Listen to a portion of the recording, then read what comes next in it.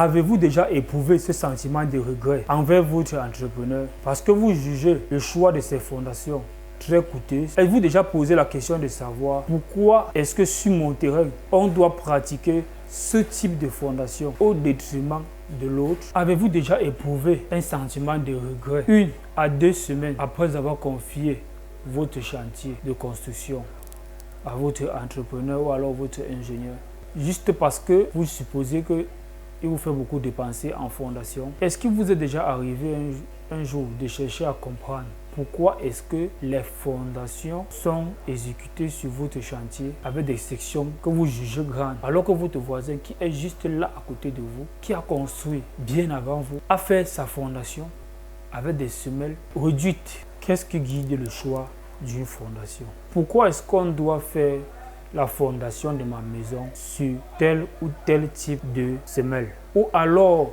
en fonction de quoi devrais-je m'appuyer pour définir le sol de ma fondation? Si vous vous êtes déjà posé ce type de questions, alors regardez cette vidéo jusqu'à la fin. Mon nom est Dompe Mekonto Eman. Je suis ingénieur et depuis 2017, je suis entrepreneur. Merci et à tout à l'heure.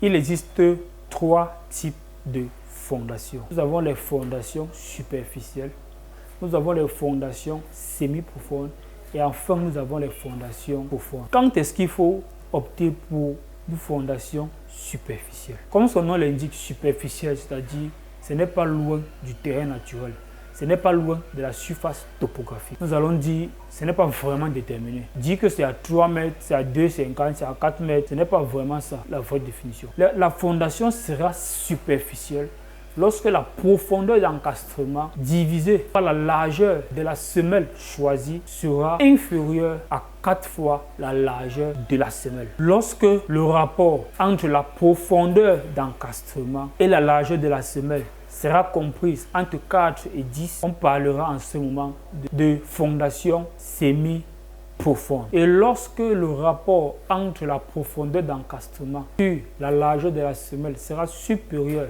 à 10, alors on parlera de semelle profonde. C'est quoi une profondeur d'encastrement?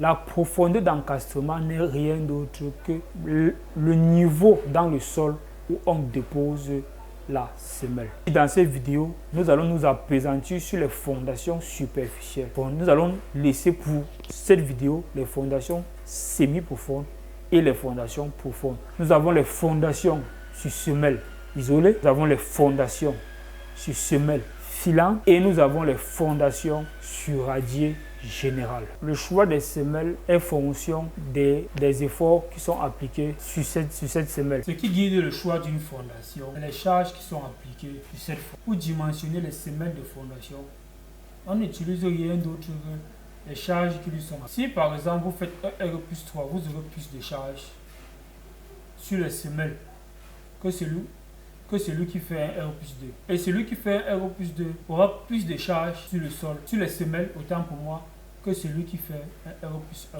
ou que celui qui fait. Donc plus vous montez en hauteur, plus votre bâtiment prend de la hauteur, plus le sol est sollicité et plus les semelles sont sollicitées. Les semelles qui reçoivent ces charges et être trans. Donc, plus il y a les charges, plus on sera appelé à passer d'une fondation à une autre. Donc, on peut être appelé à passer d'une fondation sur semelle isolée à une fondation sur semelle filante ou alors d'une fondation sur radier général. Pourquoi? Parce que les efforts qui sont appliqués sont très grands. Je prends par exemple une semelle qui est sur la limite avec votre voisin. Disons même 1 mètre avec votre voisin. C'est-à-dire la distance qui sépare votre voisin de vous, c'est 1 mètre. Supposez que vous faites un R plus 4. Quand vous faites un R plus 4, qu'est-ce qui se passe? La semelle qui est sur votre, qui est à côté de votre voisin, là, lui va porter plus de charge. Ça fait grossir sa semelle. Et quand ça fait grossir sa semelle comme ça, là, sa semelle peut se retrouver sur le voisin. Si ça se retrouve sur le voisin, c'est un problème. Et on sera obligé de faire les semelles excentrées. Et les semelles excentrées, ça entraîne encore les longueurs de redressement et c'est encore plus coûteux. Donc, une fondation ne doit pas être choisie par rapport à ce que votre voisin a fait. Il y a d'abord ce qu'on appelle la surface de reprise de charge. C'est-à-dire que chaque poteau ne reçoit pas les mêmes charges. Peut-être que vos poteaux sont espacés alors que pour votre voisin là, était resserré. Si les poteaux de votre voisin sont resserrés, peut-être espacement de 2,50, 2,50, 2,50, 2,50, 2,50, c'est-à-dire qu'il n'y a pas un poteau qui a une grande surface d'influence. On entend ici par surface d'influence la surface des charges qu'un poteau reçoit. On va faire plutôt le radier général. Donc, le choix des fondations dépend des charges qui lui sont appliquées. Ce que vous devez retenir, c'est que plus vous montez en hauteur, plus vous avez les charges et plus la semelle devra être dimensionnée en conséquence. Parce que s'il y a un poteau à côté, s'il y a une autre semelle à côté, ils vont se toucher. Et lorsqu'ils se touchent, on ne peut plus parler de semelles isolées. Semelles isolées, c'est pour dire que les semelles sont distinctes les unes des autres. Elles ne se touchent pas. Chaque semelle est dans sa position. Ils sont toutes indépendantes et autonomes. Mais lorsqu'elles commencent à se toucher, alors il faut intégrer donc les propriétés qui vont avec. Donc, comme par exemple changer la semelle, changer le type de semelle, arrêter les individualités et les rendre collectives. Et tout ça influence considérablement le coût des fondations. Une semelle filante, c'est une semelle qui est réalisée suivant une file, suivant une ligne, suivant une direction. Elle peut avoir plusieurs poteaux, contrairement à une semelle isolée qui a un seul poteau. Une semelle filante, c'est donc cette semelle-là qui est suivant une ligne et qui peut avoir plusieurs poteaux. Maintenant, un radier général, c'est quoi? Un radier général, c'est une fondation qui est faite sur toute la surface de construction. C'est-à-dire, pour faire une fondation sur radier général, il faut décaper toute la zone qu'on veut construire. C'est-à-dire, si on achète un terrain de 500 mètres carrés et qu'on veut construire sur 200 mètres carrés, il faut décaper tous les 200 mètres carrés. Et une fois qu'on décape tous les 200 mètres carrés, bien évidemment ici, on aura un sous-sol. Parce que lorsqu'on fait un radier, on ne le fait pas sur le sol naturel. On creuse et puis on fait la reconstitution. Et ensuite maintenant, on fait un matelas en béton armé. C'est-à-dire on veille sur le béton, sur toute la surface devant abriter la construction. Et maintenant, on sort de cette fondation, on sort de ce radier-là les poteaux. Et c'est de là maintenant qu'on bâtit la maison. Parlant de radier général, de fondation sur radier général, il en existe plusieurs, mais les deux les plus utilisés, le radier général plat et le radier général nervuré. Le radier général plat, lui, il est plus coûteux. On fait une épaisseur peut-être de 50 cm, ça dépend du dimensionnement, et on sort les poteaux. Tandis que le radier nervuré, lui, on fait certes le radier peut-être à 50 et maintenant on fait les nervures peut-être à 1 mètre. Et là on parle de radier nervuré parce qu'il y a des nervures. Les nervures sont là pour reprendre les moments. Avec le radier plat, il y a beaucoup de moments. Et maintenant, ce qui vient réduire ces moments-là, c'est rien d'autre que les nervures. Donc, le radier le plus économique, c'est le radier nervuré, raison pour laquelle il est le plus répandu. Lorsque vous marchez, vous allez voir généralement, il y a le sous-sol. On fait le radier nervuré parce que c'est un radier économique. Donc, en parlant des fondations superficielles, on a parlé des fondations sur semelle isolée. C'est le plus moins cher, mais pour les exécuter, il faut aussi faire des projets simples, comme les villas, comme les duplex, comme certains types d'immeubles. Tandis que lorsque vous partez déjà à une certaine hauteur, la charge sera grande. Et quand la charge sera grande, on va vous conseiller le radier général. Et ce radier général-là, on a dit qu'on en distinguait deux, le radier plat et le radier nervuré. Le radier plat, lui, il est coûteux par rapport au radier nervuré, donc pour laquelle il est le plus répandu. Le radier nervuré, c'est-à-dire on fait un radier plat normalement, mais on l'associe à des nervures qui sont tissées depuis le radier. Et c'est ça qui va permettre donc, de reprendre donc, les moments de ce radier pour le distribuer au sol, afin qu'il soit moins coûteux, parce que ce sont ces moments-là qui coûtent cher. Donc, lorsque les nervures sont là, ils reprennent dans ces moments et ça permet de réduire le coût du projet. Donc c'est un peu ce que je voulais partager avec vous aujourd'hui. Et je ne saurais terminer cette vidéo sans vous parler de la capacité portante. La capacité qu'a un sol à porter des charges. On l'a vu dans la vidéo précédente. Mais ce que j'aimerais préciser ici, c'est que la capacité portante est liée aussi à la contrainte admissible du sol. Qu'est-ce qu'on entend par contrainte admissible? La contrainte admissible, c'est un peu comme un arbitre au cours d'un match de football. Il y a ce qu'on appelle la contrainte appliquée.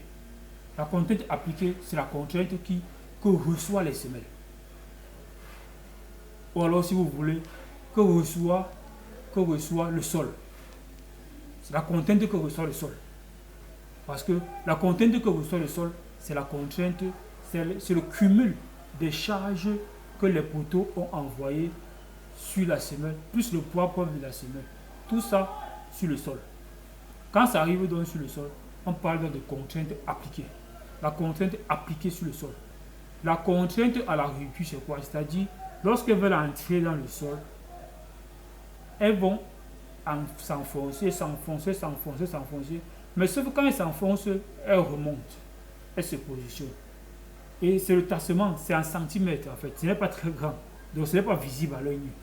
Donc quand ça tasse, ça remonte, position initiale, ça tasse, puisqu'avec le principe d'action-réaction, quand il y a action, il y a réaction, quand il y a action, il y a réaction. Mais sauf que si votre structure est très chargée, à un certain niveau, c'est linéaire. Donc on parle de l'état élastique. Mais si vous continuez à charger la semelle à travers les charges, vous allez arriver à la rupture. La rupture, c'est le point de non-retour. C'est-à-dire que là, on entre dans l'état plastique. L'état plastique, c'est quoi? C'est-à-dire, quand vous prenez une fronde, quand vous tirez, vous voyez la fronde revient. Quand vous tirez la fronde, vous voyez ça revient. Maintenant, quand vous tirez tellement et que ça se coupe, est-ce que vous pouvez encore, est-ce que ça peut encore revenir? Non, c'est là on parle de la rupture. Donc, il y a ce qu'on appelle la contrainte appliquée. La contrainte appliquée, c'est quoi? Lorsqu'on fait les poteaux, les poutres, les dalles, on tôle, on ne fait qu'envoyer les charges sur les semelles de fondation. Et lorsqu'on envoie ces charges-là sur les semelles de fondation, le sol va réagir. Mais il y a un niveau que si la semelle n'avait pas été pour supporter un tel poids, ça va arriver à la rupture. Et quand ça arrive à la rupture, il sera compliqué. Il faudra seulement faire une reprise en sous-œuvre pour tenter de sauver le bâtiment. Et c'est très coûteux. Comme on a dit dans la vidéo précédente, les sinistres qui proviennent des fondations sont très coûteux. Donc il faut éviter d'en arriver là. Raison pour laquelle vous voyez, on parlait donc de la contrainte admissible. La contrainte admissible, donc, c'est donc l'arbitre entre la contrainte appliquée et la contrainte à la rupture. La contrainte admissible, c'est ça que le géotechnicien vous donne. Le géotechnicien ne peut pas prendre le risque de te donner la contrainte à la rupture. Parce que si tu compares ta contrainte que tu vas appliquer dans le sol à la contrainte à la rupture, il y a toujours un coefficient de sécurité. Parce que la contrainte appliquée, la contrainte à la rupture doit être supérieure à la contrainte appliquée plus un coefficient de sécurité. Ça, c'est clair. Mais par précaution, l'ingénieur géotechnicien lui vous donne plutôt la contrainte admissible. La contrainte admissible est comme un arbitre, c'est-à-dire que ça n'a pas la valeur réelle de la contrainte à la rupture. Il te donne la contrainte admissible. Et cette contrainte admissible, tu vas la comparer à ta contrainte appliquée. Et tu vas t'assurer que la contrainte appliquée est inférieure à ta contrainte admissible plus un coefficient de sécurité. Donc la fondation sera choisie en fonction de la qualité des charges qui lui sont appliquées. En guise de conclusion, ce que nous pouvons vous dire, c'est qu'il faut voir un cabinet d'architecture. Le cabinet d'architecture, lui, va vous produire les plans architecturaux tels que vous aimeriez y vivre. Les chambres, les salons, les douches, les buanderies, magasins, les servitudes, bref, tout ce qui vous enchante. Cependant, tâchez de lui faire comprendre que vous n'aimerez pas espacer les poteaux à plus de 3 mètres. Parce que s'il fait les grandes pièces, nous serons obligés de faire les poteaux espacés. Et lorsque les poteaux sont espacés, les surfaces d'influence des reprises des charges sont grandes. Et le secret, c'est de ne pas espacer les poteaux à plus de 3 mètres. Parce que si vous avez les pièces très grandes, on va faire comment pour mettre les poteaux au salon? On ne peut pas mettre les poteaux au milieu du salon. On ne peut pas mettre les poteaux qui sortent au couloir, qui sortent au milieu d'une douche, qui sortent au milieu d'une cuisine. Les poteaux sont dans les murs. Les poteaux sont noyés dans les murs. C'est-à-dire que quand tu arrives dans la maison, tu ne dois même pas savoir qu'il y a les poteaux. Si oui, c'est les poteaux de déco, les poteaux décoratifs, les poteaux avec les saillies. C'est beau, on embellit ça bien, mais ça doit être voulu par le client. Les pièces doivent être occupées. Quand on dit par exemple chambre, la chambre, on doit l'occuper pleinement. Mais lorsqu'il y a un poteau qui est déjà une contrainte, il faut contourner le poteau pour aller, non. Ça, c'est parce que l'ingénieur a voulu réduire les charges. Mais il va gâter l'esthétique de ton architecte. Donc, tout part de l'architecte.